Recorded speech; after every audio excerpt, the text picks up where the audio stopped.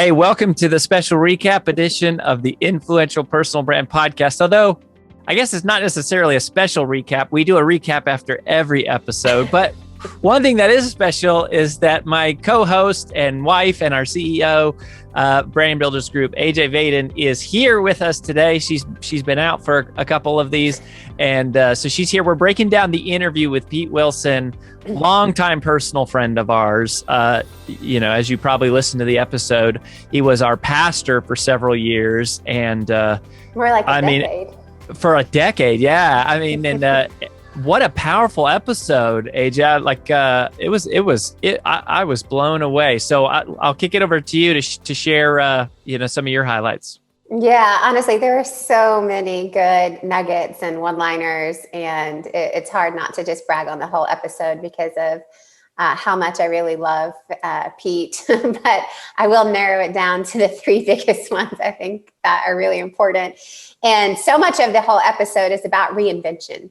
It's about where are you going next? And I just love that because I know so many of the people listening to this podcast are in some version of reinvention right now, right? It's you're leaving a previous career to start a new one, or you're doing this whole new thing that's really a passion or a calling on your heart, this mission, and it's new. And for others, you've been doing it for a long time, but now you want to talk about a new subject. And I just kind of feel like this is relevant because it touches every single person, no matter where you are. Maybe you're reinventing in your personal life, right? All these different stages of life that we go through, just by the nature of growing as humans, we are always reinventing. And so he said something earlier on in the interview that I just thought was so important. And he said, and I won't get it right, so I'm not going to try to quote this, but this is my paraphrased version. This is the concept, though. This is the concept. Yes. It's that the things that you think are blocking your path are not. Those are the things that create your path. That is your path. And I think so often, at least in my life, I think so often you see these huge barriers as the things that are preventing you from going to the next level or from doing the next thing. Or in many times, they're just excuses of why you can't, why there's not enough time or resources. And he's going, no. These are your path. The challenges and what you consider are the blockades, that is your path.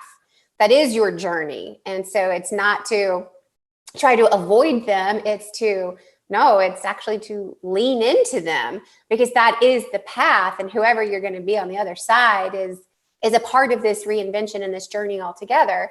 And I love that because so often I think, at least for me, you want to avoid the pain. You want to try to sidestep it as much as possible. And all you want to see is progress. When in truth, so much of Pete's interview is like, no, it's not always forward motion. A lot of times it's backpedaling to figure out what direction you need to go in. And it's not always forward motion, but that doesn't mean you're not moving forward. It just means you're not feeling like you're not moving forward. But in truth, that is the process of reinvention to begin with. So I loved it. I thought it was just a cornerstone of the whole interview. Yeah, I wrote that down too. And I actually put the same note. I'm not exactly sure how he said this, but something about that, the things that you think are blocking your path, they aren't blocking your path. They are the path. And like when I look at our life, me and you, and whether it's in business or personal, everything that has felt like, a challenge that's like, oh, this thing's in the way, like I got to get out of the way. It's like, that's the actual thing that grows you and develops you and builds you into the person you need to become for the next level. And I definitely, like, that was so profound for me personally in this interview that I think my approach to problems has been more of like, how can I get them out of my way versus how can I go through this? What am I supposed to learn from this? Who am I supposed to become by this? And I mean, just like you said, it's one reason that we both love Pete so much is he's just got such a profound wisdom and ability to like create those little distinctions. So that was my first takeaway too. So I actually I don't really have anything else to add. So what was your second one? Yeah. So my second takeaway actually didn't happen in the interview, and these are in no order. So this could have been my first takeaway, but it wasn't about anything that happened in the interview. So this is more of a behind the scenes of how the interview came to be. And I follow Pete on Instagram and social media, and just like his little one-liners and to get his perspective on things. And I reached out to him randomly, I don't know, a couple months ago. And I said, hey, I love this new brand that you're building. And a lot of it is with his wife. And so resonate with that, being in business with my partner or with my husband. And I said, I really love this new take on all these things that you're talking about. And would you ever be interested in being a guest on our podcast, the Influential Brand Podcast? And his very first response is, well, I don't know if I have anything to share with your audience. What are you thinking? What do you mean?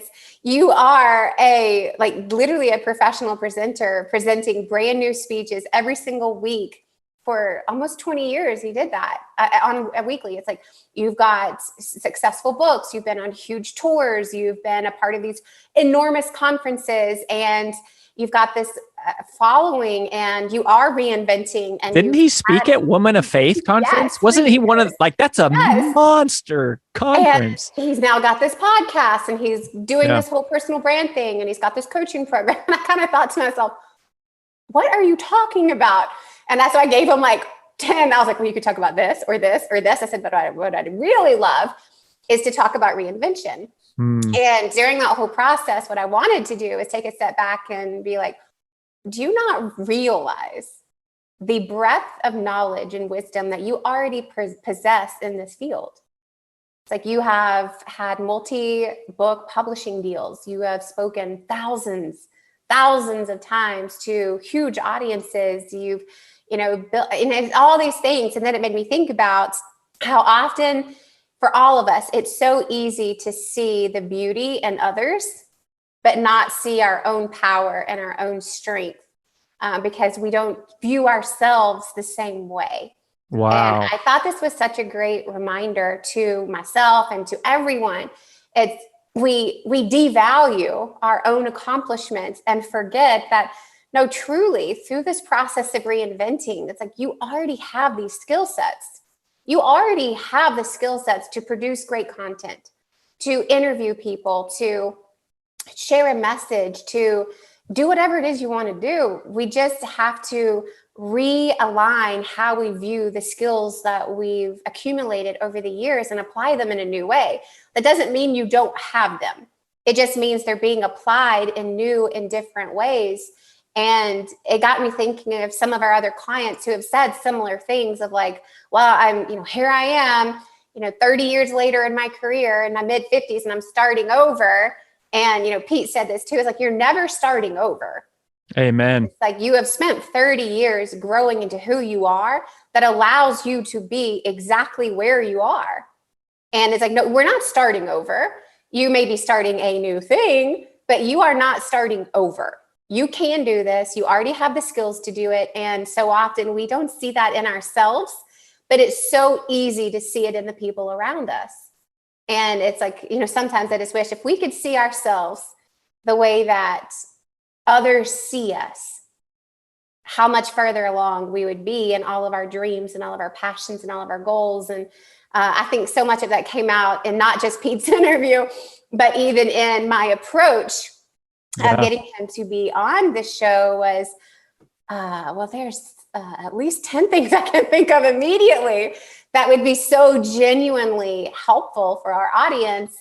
And just, again, I just thought to myself, how many of us live in that seat where it's like, I'm starting over. I don't know what to do. And it's like, no, you do. You just have to learn to apply those skills in a new way. But you know what to do, and you can do it. You just got to get a different perspective on how to use the talents you already have. That's such a great perspective. That's the word. And thanks for sharing that, because I know you reached out to him. I wasn't even in the conversation. It was like on the calendar. I was like, oh, we're talking to Pete. That's so great. And that's so powerful. for me, my second takeaway, actually, I have to say, was a mix from both Pete and you, AJ. Like, it's I'm going to call this the beauty of the blank slate. Was really my big takeaway, and I think what Pete said was basically, I want to do some things that I did before, but do them in a healthier way. And that really spoke to me because of our personal situation. I mean, to what you were just saying, it's like Brand Builders Group has come really far in 3 years. And part of the reason is because it's not been 3 years. We had, even though we started over, we had a lot of relationships and knowledge and et cetera that we were building from. And then something that you said, it's kind of in this context of like just appreciating the beauty of the blank slate versus being scared by it or intimidated or frustrated by it, where you said, I didn't want the life I had before, so why do I miss it now? That really hit me hard, because I think a lot of people do that, where we think about the old days like they were the good old days, but it's like, there was a lot of pain back then. Like there was a lot of hardship that, when you're reinventing, there's this beauty that you can create it to become whatever you want it to become. And I think one of the most important decisions that we have made in this phase of our life personally was when we started BBG. We very deliberately said, if we can't build it between 9 and 5, we're not going to build it. Like, we have to be able to build this business between the hours of like 9 and 5, and God gave us a couple kids to help hold us accountable to that. So that has helped. And for the most part, I don't know if I have been held so accountable to that. I mean, a lot better than we were. But yes, much better. Yeah. It's definitely a more concerted effort. We've not been perfect about it, no doubt about it. But anyways, just that concept of a chance to go, what do I want my life to be right now? What do I want most right now? That's the beauty of a blank slate.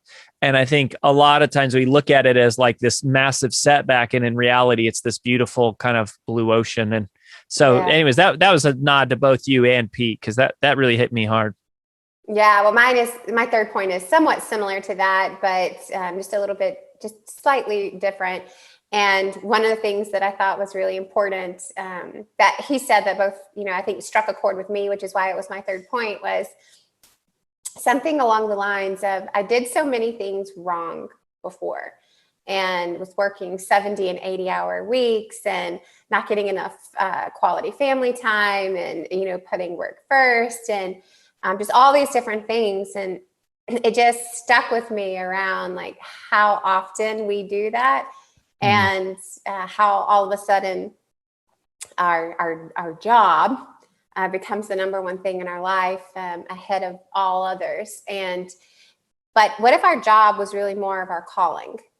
It was the mission that we were built for. It was a passion that we felt within us, where there was no real line between, personal and professional, because they were the same. And how would that change the way that we saw things, and the way that we did, quote unquote work, and the way that we talked about things? And would that create more stress or less stress, more overwhelm or less overwhelm?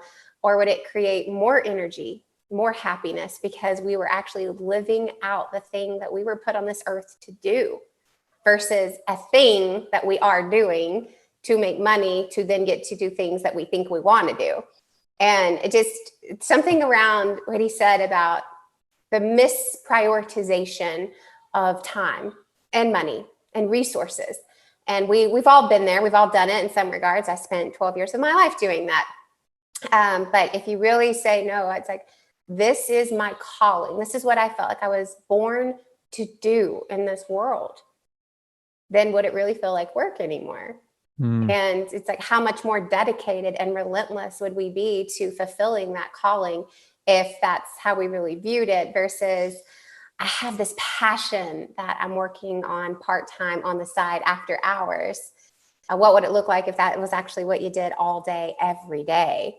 And this just removing this line between work and all other things, because it really isn't work. It's your calling. It's what you were meant to do. And, he talked a little bit about the process of finding that. So I'm not going to give all the secrets away from the interview because I really think you should go listen to it. But I thought it was just a very good introspective question, but then also a take on how we do things versus how we've done things. And if you just shift that, what a difference that it will make in your work. Yeah, that's good. Like the less sharp that line is, probably the less stress you feel, even though you might be spending more hours on it. It's like you're doing it. It's not work. It makes me think of, this happened to AJ and I recently, like this last week, we were on vacation and this email came through at literally 10 p.m. at night. It was a media request and it said, hey, yada, yada. We heard about your personal branding study. We're running a story. We'd like you to comment on it. It's for tomorrow. I think it said for TV for tomorrow morning. And my first response was, well, I was actually going, well, no, this is family time, vacation. Like we can't do it. And AJ was like, what are you reading? And I said this and she's like, oh yeah, we should do this. And so there was something in the way it was worded that it must have felt like to you, it was like, no, this is more of like a calling. This isn't like working. And we did it. So we took the time, we did this at like 11 at night. Really, Rory did it because I looked similar to right now. I know many of you listening can't see me, but I didn't have my makeup, didn't have my hair done. I just spent 12 hours traveling with 2 toddlers, was in the mountains. And I was like, yeah, I'm going to go ahead and have you do that. You go do that. I'm going to get ready for bed. It's more what happened. But yeah. Well, yeah. So, but it was your decision to do it. Like you said, hey, we should do this. And and it was like, hey, go ahead and do this. And so we did the interview and y'all, they aired it. And then it got picked up by Good Morning America. And the next morning, we didn't even know. Someone texted us back and was like, hey, did you see this on Good Morning America? We had no idea. And, just anyways, so that blend of like, if something feels like a calling versus just like, it's this corporate thing, a job, that's super powerful. And, so anyways, my third point is super quick, but this was really important. And I'm pretty sure this is a verbatim quote from Pete. He said, when you change your mission, change your metric. And that was huge because it was like, how often do we go, you know what, I'm going to take this job because I want less stress and I want more passion. But then we go, oh, but I'm not making as much money. And then we let stress creep in because it's like, we're not making as much money. And it's like, you changed your mission. Like your mission used to be money, or it used to be followers, or it used to be promotions or job titles, or it used to be all these things. And then we change it. Yeah. And then we strap ourselves, we kind of like imprison ourselves to the metric of success of the old thing versus being able to freely pursue and live in the metric of the new thing, which is the blank slate and the reinvention. So that's just a quick one that I wanted to mention. It's a good one. That's good. That's good. So anything else you want to add, AJ, on this one? Go listen to it. It's good. It's really good. Not just because it's on our podcast because we're biased, but because I truly believe that at some level, every single person at every single phase of their life is in the process of reinvention. And he really talks about these 3 steps, these 3 phases that are just naturally occurring when you're reinventing, and they appeal to you right now, today. So highly encourage it. It's worth a 40-minute listen. Do that. Go listen and keep coming back. We're so grateful for you. We'll see you next time on The Influential Personal Brand.